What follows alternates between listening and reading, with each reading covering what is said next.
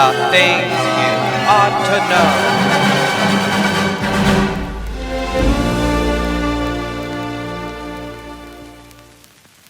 This is Tom. Tom is an A-plus kind of guy. An accomplished violinist by age 11, a soapbox racing champion by age 13, and basketball team assistant captain by age 21. Top grades in college while hosting the number 10th most listened to podcast during the month of March 2024. A hard-nosed businessman by day and a D&D player by night. Tom has it all. What's this? Tom looks like he's got a problem. You want to apply for your dream job, but you don't have a resume? And what's a resume, you ask?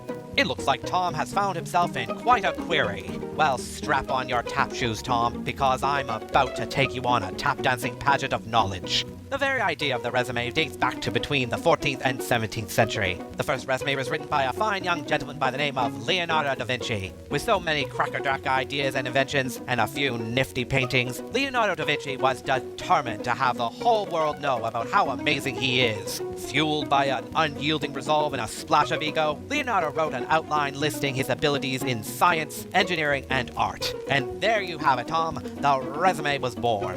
What's that, Tom? You want to know what goes into a resume? Well, fasten in, Tom, because I'm about to shift into top gear. For starters, your resume should never be longer than 2 pages. This isn't a novel, Tom, so be brief and concise. At the top, slap your name and contact information, which should include your phone number, email, social handles, a link to your portfolio website if you have one, and mention your city of residence so that the hiring manager can reach out to you with ease. Next, provide a snappy summary that highlights your key skills and experiences. You want to give those reluctant readers a taste of what you can do. Am I right, Tom? Next, you need to list your work experience, preferably in reverse chronological order, so the employer sees your most recent work first. Make sure to be clear and accurate about what you did in your past jobs. You never know which skill may be the most attractive to a hiring manager. Next, add in your special skills, any relevant technological or soft skills that might be helpful for the position. You should read the job listing to ensure your skills are relevant for the position you're applying for. Don't forget to add your education. Provide details about your academic background and qualifications. If you choose to pursue any post-secondary schooling, this type of information would be added here. Next, you can mention any of your volunteer work to show your commitment towards a brighter community.